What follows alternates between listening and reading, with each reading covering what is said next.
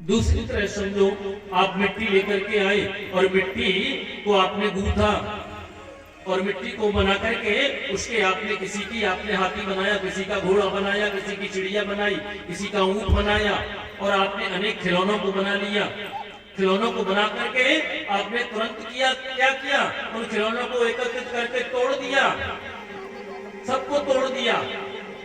तो खिलौना बनने से पहले आप क्या लेकर के आए थे और खिलौना आपने किसके बनाए थे? और जब आपने खिलौना तोड़ दिए तो सामने क्या पड़ा है? बोली सच्चिदानंद भगवान की जय हो। यथा महान्ति भूतानि भूतेषु चापचेष्वनि प्रविष्टान्य प्रविष्टानि तथा तेषु न तोष्म्यहम्। नारायण कहते हैं, ब्रह्मा जैसे शब में 5 तत्व विद्यमान होते हैं, चित्त जल पावक गगन और समीर, ये 5 तत्व शब में विद्यमान है, क्या किसी में दिखाई देते हैं? तो नारायण कहते हैं ये 5 तत्व सब में विद्यमान होते हुए भी और सबसे अलग हैं। ऐसे ही ब्रह्मा मैं सब में व्याप्त हूं और सबसे अलग भी हूं। जैसे 5 तत्व सब में रहते हुए भी किसी में दृश्य रूप में दिखाई नहीं देते, सबसे अलग हैं, लेकिन मानते हो इस बात को 5 तत्व सब में है। गोस्वामी जी ने रामचरितमानस में लिखा है, चिति जल पावक गगन समीरा, चित जल पावक गगन समीरा, चित जल पावक गगन समीरा, चित जल पावक गगन समीरा, चित जल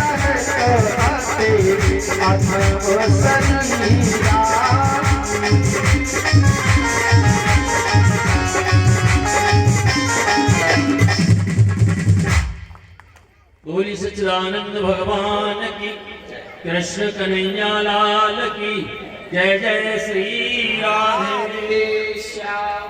सब में विद्यमान होते हुए भी सबसे विलग हैं। तो इस प्रकार से कहा है, हृदयर्तम यत प्रतीयेत न प्रतीयेत चात्मनि तद विद्यादात्मनो मायाम यथा भासो यथा तमः। भगवान नारायण कहते हैं, ब्रह्मा जो चीज जो वस्तु संसार में नहीं है फिर भी हम जबरदस्ती उसको मानते हैं। हृदयर्तम यत प्रतीयेत न प्रतीयेत चात्मनि, जो नहीं है उसको मानते हैं। जैसे एक उदाहरण,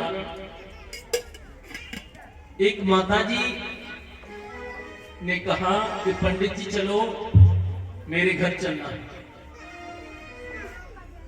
आपको चल करके 1 गिलास दूध मेरे घर पीना है। माताजी से कहा, माताजी देखो आज नहीं जा पाऊंगा। दूसरे दिन बेचारी फिर आई, फिर कहा पंडित जी आज तो मेरे घर चलना होगा, मेरे यहाँ 1 गिलास चल करके आप दूध पियो। उनसे फिर कह दिया, देखो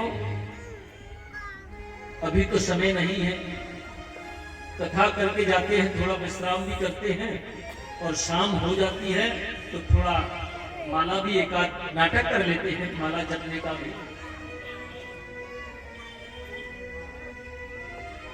तीसरे दिन बेचारी फिर आई, फिर आकर के कहा कि देखो मेरे घर चलिए, मेरे यहाँ 1 गिलास दूध। तुम स्पष्ट रूप से कह दिया, माताजी देखो मैं आ तो नहीं सकता। तो माताजी बोली, देखो मेरे घर चलिए, यदि आप मेरे घर नहीं गए तो मेरी आत्मा को बड़ा कष्ट होगा। ऋतेर्तम यद प्रतीयेत न प्रतीयेत चात्मनि, आत्मा को कष्ट हो रहा है 1 गिलास दूध न पीने से। ये आत्मा कोई गाजर नहीं है, कोई मूली नहीं है। आत्मनम रथन विद्धि शरीरम रथमेव च बुद्धिं च सारथिं विद्धि मनः प्रकृतिमेव च। एक बालक हाई स्कूल में अच्छे नंबरों से पास नहीं हुआ, फेल हो गया। सब पूरा जाम लगा हुआ है, इधर से उधर गाड़ी रुकी हुई है। क्या हुआ? बोले एक छात्र का रिजल्ट निकला था, पास नहीं हो पाया, आत्महत्या उसने कर लिया। हृदयतम यत प्रतीयेत न प्रतीयेत चात्मनि। आत्मा की हत्या कभी की नहीं जा सकती। एक गिलास दूध न पीने से आत्मा को कष्ट होता है, पास न होने पर आत्मा की हत्या। हृदयतम यत प्रतीयेत न प्रतीयेत चात्मनि। आत्मा को कभी हत्या हो ही नहीं सकती, आत्मा को कष्ट हो ही नहीं सकता। नैनम छिंद्यन्ति शस्त्राणि, गीता में कहा गया है, नैनम छिंद्यन्ति शस्त्राणि नैनम दहति पावको न चैन क्लेद्यन्त्यापो न शोष्यति मारुत।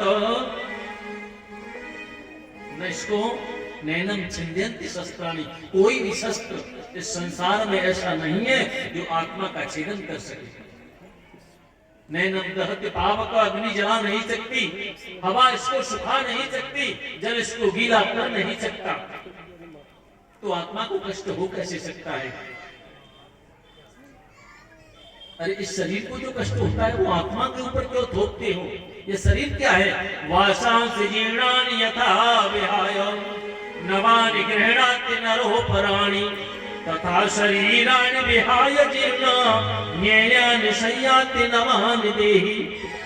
जैसे हम पुराने वस्त्रों का परित्याग करते हैं, वासांस जीर्णान, जीर्ण वस्त्र हैं, उनको छोड़ करके हम नया वस्त्र पहनते हैं, ऐसे ही वासांस जीर्णान यथा विहाय नवानि गृह्णाति नरो पराणि तथा शरीराणि विहाय जीर्णा।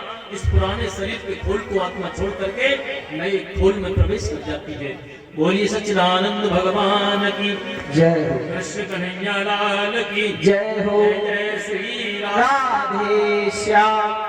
न जायते म्रियते वा कदाचित् नायं भूत्वा भवता न भूय अजो नित्य शाश्वतो यं पुराणो न हन्यते हन्यमाने शरीर। ये आत्मा न तो जन्म लेती है और न मरती है, अविनाशी है। न जायते न म्रियते न, तो फिर कैसे कह सकते हैं एक गिलास दूध न पीने पर आत्मा को कष्ट होगा?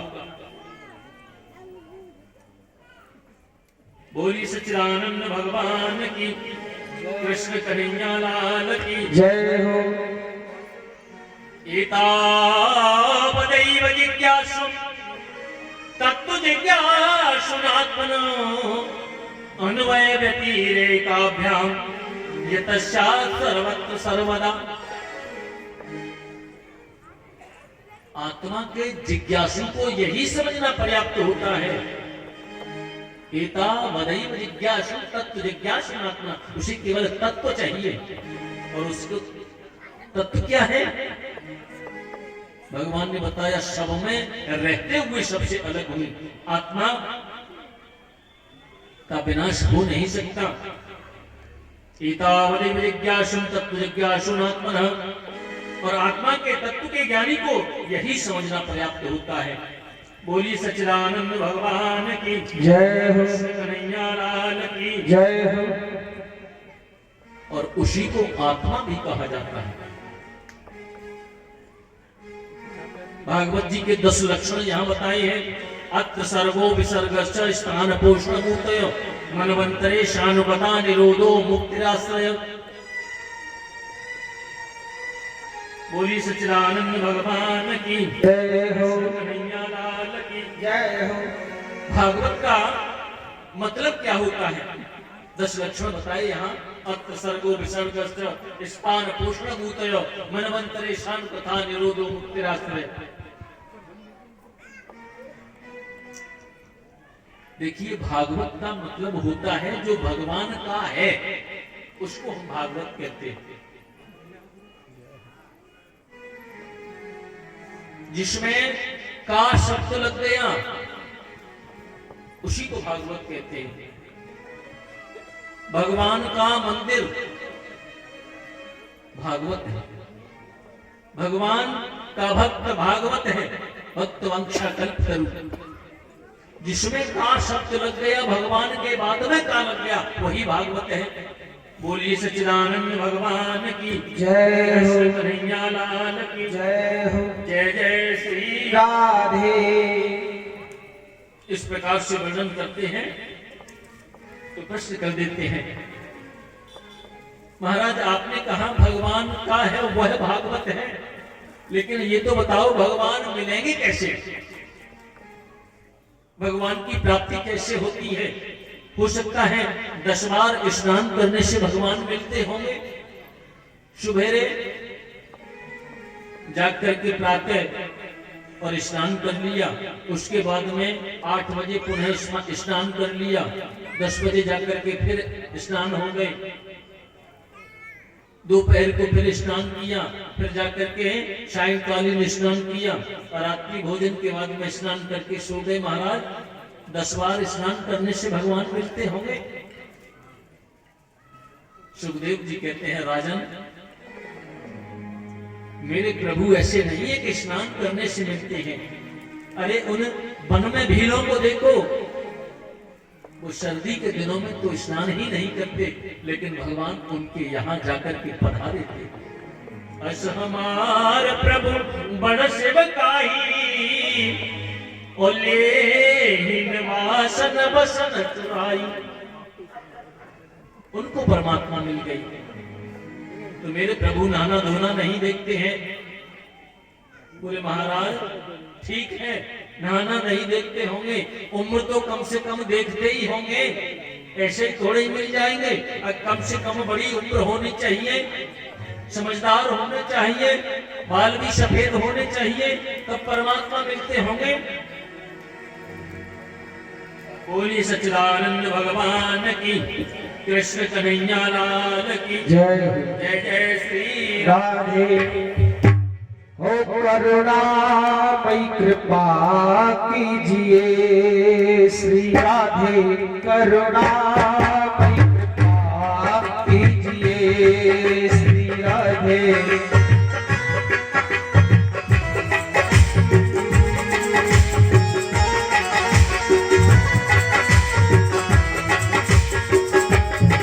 करुणामयी कृपा कीजिए श्री राधे, करुणामयी कृपा कीजिए।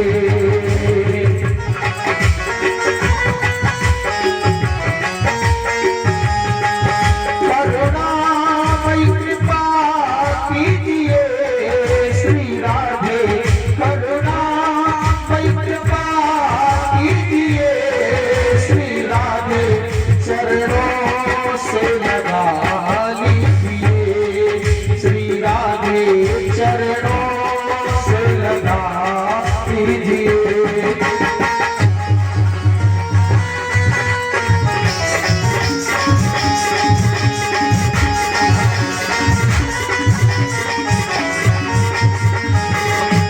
करुणामयी कृपा कीजिए श्री राधे, करुणामयी कृपा कीजिए श्री राधे।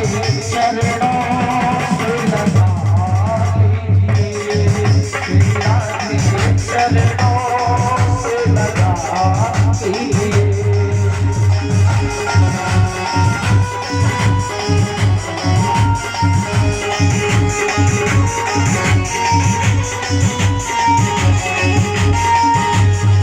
नाम जानो भजत साधना श्री राधे, नाम जानो भजत साधना श्री राधे।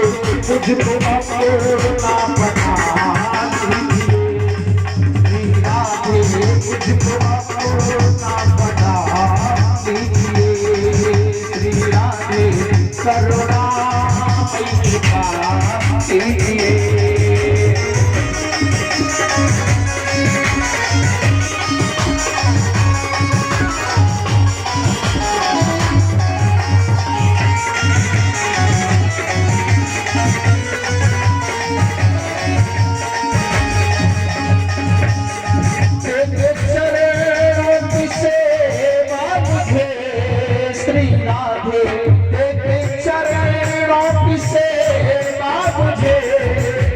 राधे मेरी किस्मत बना दीजिए, श्री राधे मेरी किस्मत बना दीजिए।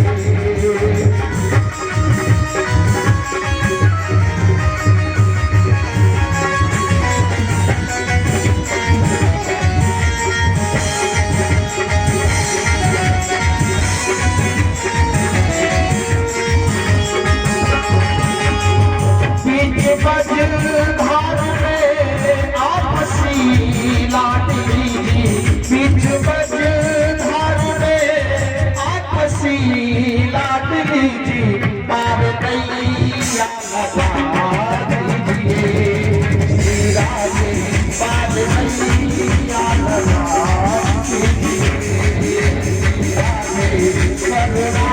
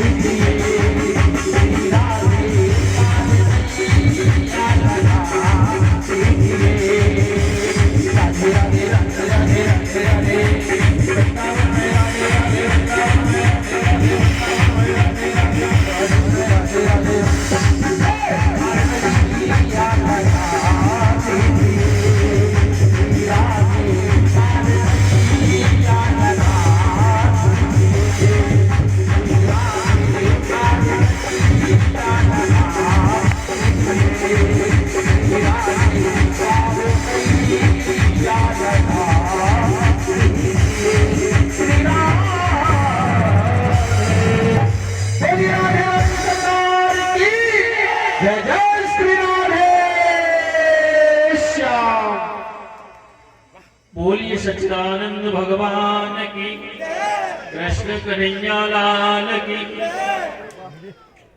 कहते हैं ठीक है महाराज,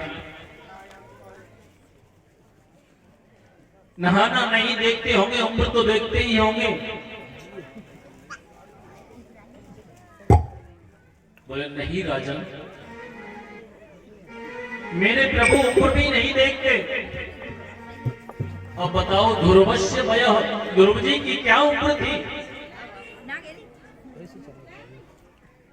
5-6 वर्ष की उम्र में ध्रुव जी ने भगवान को पा लिया। मेरे परमात्मा उम्र भी नहीं देखते। ठीक है महाराज, नहीं देखते होंगे उम्र, अरे कम से कम डिग्रियां तो देखते होंगे, कितना पढ़ा है, MA है कि नहीं। ऐसे ही थोड़े ही मिल जाएंगे, पढ़ा लिखा देखते होंगे।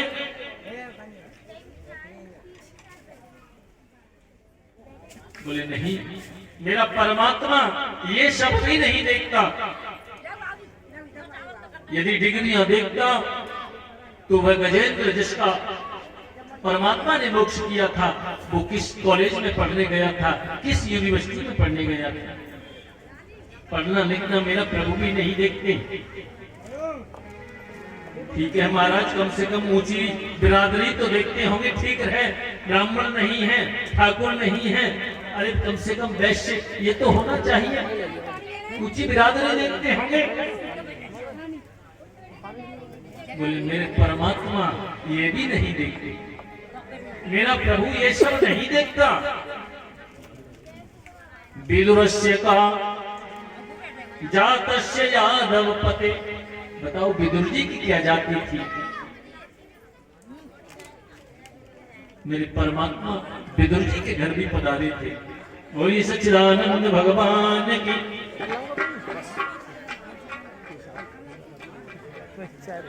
विदुर जी क्या जाति थी उनकी? परमात्मा वहां पधारे थे, मेरा प्रभु जाति भी नहीं देखता है, ऊंची बिरादरी नहीं देखता।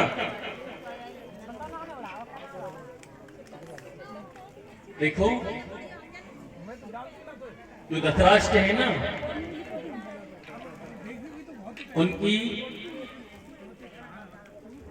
बाहर की आंखें परमात्मा ने दी नहीं, जो देखने की शक्ति थी वो परमात्मा ने नहीं दी, और अंदर की जो आंतरिक चक्षु थे वो साले जी ने समाप्त कर दिए। बाहर की दृष्टि परमात्मा ने नहीं दी और आंतरिक दृष्टि साले जी ने समाप्त कर दी। क्यों? क्योंकि यहां बिना शकुनी मामा के कुछ होता ही नहीं है। बोलिए सच्चिदानंद भगवान की जय हो, कृष्ण कन्हैया लाल की जय हो, जय जय श्री राधेश। और उस दिन भी आप सब जानते हैं, दीवारे बिगाड़े आरो और घरे बिगाड़े सारो।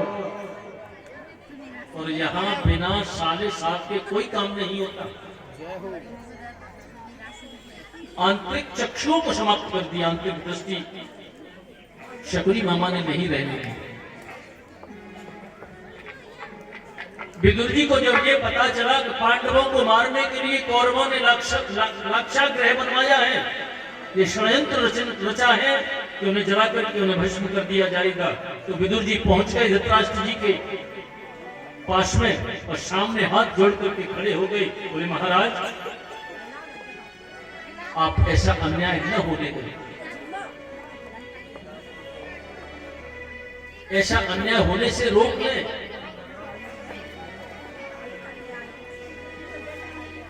अरे आप ये समझते हो कि पांडव लोग कमजोर हैं, कमजोर नहीं हैं, लेकिन वो धर्म पर चलने वाले, नीति पर चलने वाले धर्मज्ञ हैं।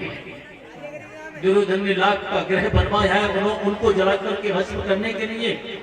आप राजा हैं, इसलिए इस अन्याय को रोक लें।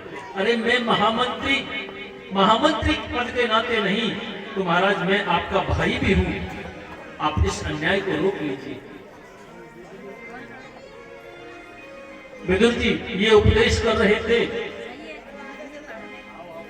और उसी समय वहां दुर्योधन महलों में प्रवेश कर गया। जैसे ही विदुर जी को देखा तो दुर्योधन एकदम भड़क गया, बोले शर्म नहीं आती, मेरे विरुद्ध मेरे पिता को भड़काते हो, मेरे ही कृपा से तुम्हें ये महामंत्री का पद मिला हुआ है, खबरदार आज के बाद यदि आपने चेहरा भी दिखाया तो निकल जाओ यहां से। और विदुर जी ने क्या किया, तुरंत अपना महामंत्री का पद छोड़ दिया, सीधे अपनी पत्नी मृदुला के पास में आए और उनसे कहा, देवी झंझट खत्म, अब तो भगवान का भजन करेंगे। और सीधे जाकर के कदली के वन में जहां केले लगे हुए हैं वहीं अपनी छोटी सी पर्णकुटी बनाई और वहीं वास करने लगे। बोलिए सच्चिदानंद भगवान की जय, कृष्ण कन्हैया लाल की जय हो, जय जय श्री राधे श्याम। इधर क्या हुआ, गोविंद शांति दूत बनकर के हस्तिनापुर आज आ रहे हैं और दुर्योधन ने बड़ी सजावट की है, कपटपूर्ण मैत्री का परिचय देते हुए दुर्योधन ने बड़ी सजावट की है। हस्तिनापुर के आगमन पर गोविंद पधार रहे हैं, जगह जगह बैनर लगे हुए हैं, हस्तिनापुर में आपका स्वागत है। बड़ी सुंदर सजावट है। और विदुर जी ने अपनी पत्नी से कहा, देवी आज तुम्हें पता है आज हस्तिनापुर दुल्हन की तरह सजा हुआ है। विदुरानी बोली, सुना तो मैंने भी है। अरे देवी आज हमारे गोविंद की यात्रा है, आज हमारे कन्हैया हस्तिनापुर पधार रहे हैं। उनकी पत्नी बोली, महाराज आजकल आप महामंत्री तो नहीं हैं, लेकिन हमको इतनी भीड़ में गोविंद, अरे जब पद होता तो हम रथ में बैठ करके जाते, और महामंत्री आप हो नहीं, इतनी भीड़ में हम गोविंद का दर्शन कैसे करेंगे। विदुर जी बोले, देवी तुम बड़ी भोली हो, अरे आज गोविंद आ रहे हैं, हमें गोविंद के दर्शन करने तो जाना ही है। हाथ जोड़ करके फिर बोली, लेकिन ये तो बताओ हमें उनका दर्शन कैसे होगा। अरे देवी हमें जाना है, हमें उनका दर्शन न हो तो क्या हुआ, अरे वो तो ऊंचे रथ पर होंगे, वो तो हमें देख लेंगे। मृदुला के नेत्रों से आंसू निकल गए, इतना प्रेम। बोलिए सच्चिदानंद भगवान की, हम न देख पाए तो क्या हुआ, वो हमको रथ से ऊंचे से देख लेंगे। गोविंद आ रहे हैं, हजारों नर नारियां उनकी अगवानी में खड़े हैं, जगह जगह पट्टिकाएं लगी हुई हैं। कुरकुल की ओर से आपका स्वागत है। हस्तिनापुर पधारने पर द्वारकाधीश आपका स्वागत है, लेकिन मेरे गोविंद ने कोई ध्यान नहीं दिया। हजारों स्त्रियां आरती लेकर के खड़ी हैं, लेकिन मेरे गोविंद ने आरती की तरफ भी नहीं देखा। मेरा कन्हैया तो टकटकी लगा करके रथ से ये देख रहा है कि मेरा विदुर कहां है। और विदुर एक दीवार से अपना सर लगाए खड़े हैं और दूर से कन्हैया ने देख लिया और इशारा कर दिया, तुम्हारे घर आऊंगा।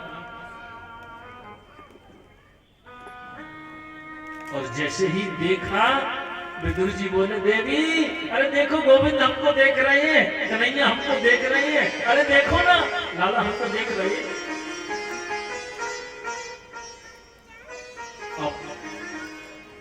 मृदुला से कहा, देवी तुम घर जाओ, मैं यहाँ देख करके आता हूँ। जब इशारा किया तुम्हारे यहाँ आऊंगा, तो अपनी पत्नी से कह दिया, देवी तुम घर जाओ, गोबर का चौका लगाना, आसन बिछाना, धूप बत्ती जलाना, बड़ी साफ सफाई पवित्रता रखना। गोविंद आएंगे, मैं देख करके आता हूँ सभा में पांडवों के भाग्य का फैसला क्या होता है। कन्हैया पधारे और सबके मध्य में जाकर के गोविंद ने धृतराष्ट्र जी को प्रणाम किया, पितामह भीष्म को प्रणाम किया और दुर्योधन ने गोविंद को प्रणाम किया।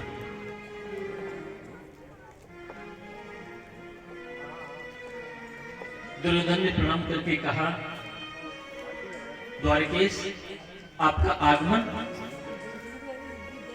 किस कारण हुआ? हम अभी अज्ञात हैं, लेकिन मालूम सब है। कन्हैया बोले, देखो तुम्हें श्रीयोधन होना चाहिए था, तुम्हारा नाम तो गलत रख दिया दुर्योधन। उल्टा कह रहे हैं गोविंद। अब कन्हैया कहते हैं, दुर्योधन पांडव तुम्हारे भाई हैं? बोले हाँ। तुम्हारे चाचा के लड़के हैं? बोले बिल्कुल। आधे राज्य के अधिकारी भी हैं? बोले बिल्कुल नहीं है। कन्हैया बोले, देखो दुर्योधन, मैं नहीं चाहता तुम दोनों में आपस में झगड़ा हो। अरे तुम एक काम करो, तुम पांडवों को केवल मेरे कहने से 5 गांव दे दो, मैं पांडवों को तैयार कर लूंगा, राजी कर लूंगा। दुर्योधन बोला, देखो केशव, यहां ये सब नहीं चलेगा। पांडवों को मैं एक सुई की नोक के बराबर भी बिना युद्ध के नहीं दे सकता। युद्ध में जिसकी विजय श्री होगी उसी का राज्य होगा। बोली सच्चिदानंद भगवान की जय। कृष्ण कन्हैया लाल की जय। जय जय श्री राधे श्याम। इस प्रकार से जब कहा तो कन्हैया बोले, दुर्योधन तुमने देखा है युद्ध? अरे तुमने कहानी में सुना होगा दादी से, युद्ध की विभीषिका क्या होती है। हजारों स्त्रियां विधवा हो जाएंगी, लाखों बच्चे अनाथ हो जाएंगे, कितने वीर मारे जाएंगे बेमौत, और तुम कहते हो युद्ध। ये तुम पृथ्वी देख रहे हो ना, हरी भरी फसलों से लहलाती हुई, ये खून से लाल हो जाएगी।